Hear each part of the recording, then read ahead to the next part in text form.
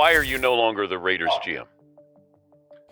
Mike Mayock has opened up about his departure from the Las Vegas Raiders. Shireen Williams of Pro Football Talk has stated that the reason why Mayock was let go is because he wanted to keep Rich Bisaccia. Mike Mayock previously did that interview with Dan Patrick, but he also did this interview more recently with the 33rdteam.com. In this interview, Mike Mayock talks about his life after being fired by the Raiders, and he also sheds a little bit more light on his exit. It's interesting after this whole season how emotional it was down the stretch to see the Raiders make the playoffs despite all the adversity, but in the background, Mark Davis was searching for a head coach the whole time.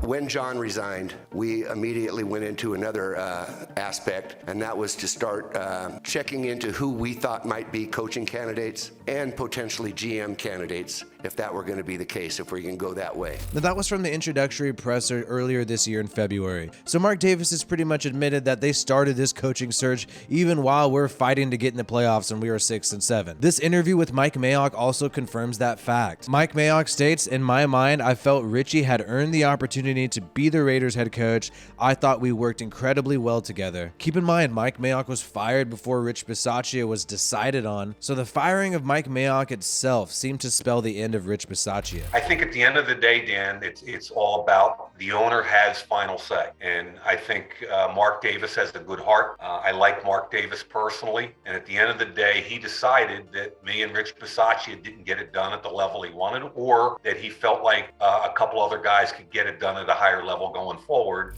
Mike Mayock also states in this interview, "I think the way we looked at the situation was we got this thing going the right way. We built a strong foundation. We had one of the youngest rosters in the league. Our salary cap situation was outstanding. We felt like we had the right kind of people in the building, and the foundation was built. Now let's continue to build on it." The bottom line was we were both pretty excited about the future here. Obviously, that's not what happened. So this is echoing some of the sentiments he said in the Dan Patrick show. Ultimately, this was Mark Davis's decision to not move forward with Rich Bisaccia and Mike Mayock despite the fact that they made the playoffs. Obviously, Mike Mayock's close relationship with Jon Gruden made this a little tough because Jon Gruden was the core of the Las Vegas Raiders before he was forced to resign after Roger Goodell, the NFL, orchestrated a hit job against him. So it's crazy to think while we're having this emotional time watching us win these 4 games in the row, the whole time Mark Davis was looking for his other coach. And maybe he had to do his due diligence that way, but it seems Mark Davis was never ever sold on Rich Bisaccia despite the fact that the press made it seem like he was. This is from the writer who interviewed Mike Mayock on the 33rdteam.com. "No, it's not. Davis was never sold on Bisaccia. League sources said he pretty much made up his mind to replace him when the Raiders were 6-7. If Mayock had any chance of surviving in Vegas, he may have killed it by continuing to pound the table for Bisaccia, but he believed in him." So maybe if Mike Mayock was more flexible and not hardcore pounding the table for Rich Bisaccia,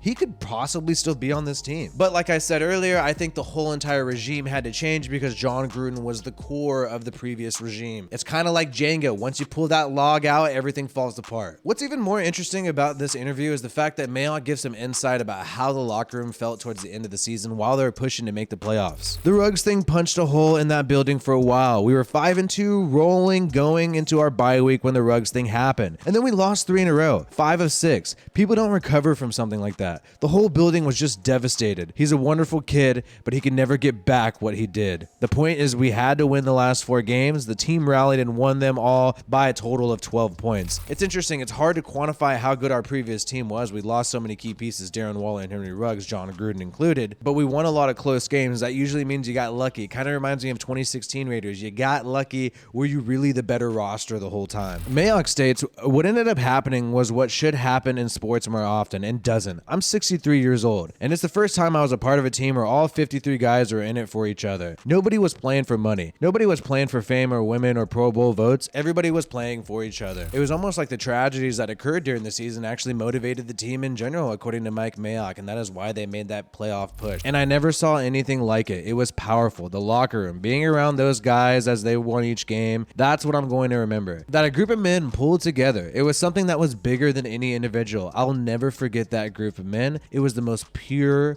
most real thing I've ever been involved in sports. Now that's just some intense words from Mike Mayock. He's saying last year was a memorable moment, and it does suck for Mayock to have that kind of emotional experience, to go down the stretch with a group of people. The locker room was close together. The staff was close together, but at the end of the day, the Raiders and Mark Davis decided to move on. And I really can't blame Mark Davis. I mean, Rich Bisaccia seems like a nice guy, seems like a good motivator, but at the end of the day, he is a special teams coach, and he was not offered really any head coaching jobs anywhere else. So that goes to show you that the league does not consider this guy a head coach, and the Raiders are an extremely valuable organization. Like Mark Davis has said, they need to be led by somebody who's a superstar. They need to be led by somebody who is deep in the industry. So if it's not Gruden, and I've been very clear about this, I wish the Gruden Mayock thing had continued. I really did think everything was on the right track. I think this past season is proof of that. The fact that we were the number 2 team in the AFC West, the fact that we made the playoffs in the AFC West, did better than the Chargers, did better with the Broncos, and that's without our head coach / offensive coordinator Gruden, that's without Darren Waller, and that's without our number 1 wide receiver Henry Ruggs. So I think this was an impressive roster, impressive team going in the right direction. But at the end of the day,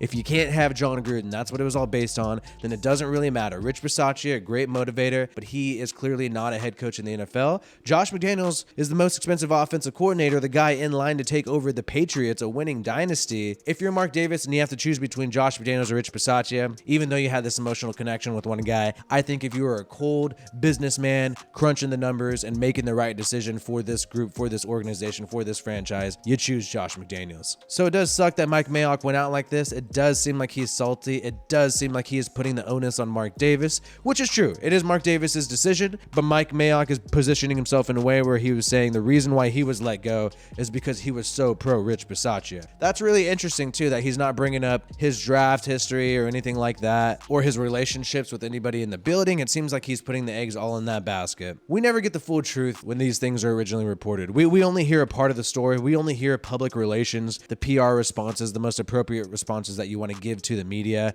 right after things happen. In the future, there will be books written about this past season. In the future, there'll be books written about Jon Gruden and the hit job from the NFL, and we will be able to really look back at this year and see, how did people really feel? What was really going on in the building? What really led to there needing to be a regime change? Either way, hopefully the Raiders can pick up where they left off and reach the playoffs again this year, and perhaps go even deeper since they do have a better roster. Hey, my name is WiFiWillie of the Raiders Rundown. I hope you enjoyed this video. Remember to give me a like, that really helps me out, and of course subscribe to this channel. We are growing. We are almost to 15,000 subscribers. Click that subscribe button. We can get to 15K. Peace out, and I hope you have a good one.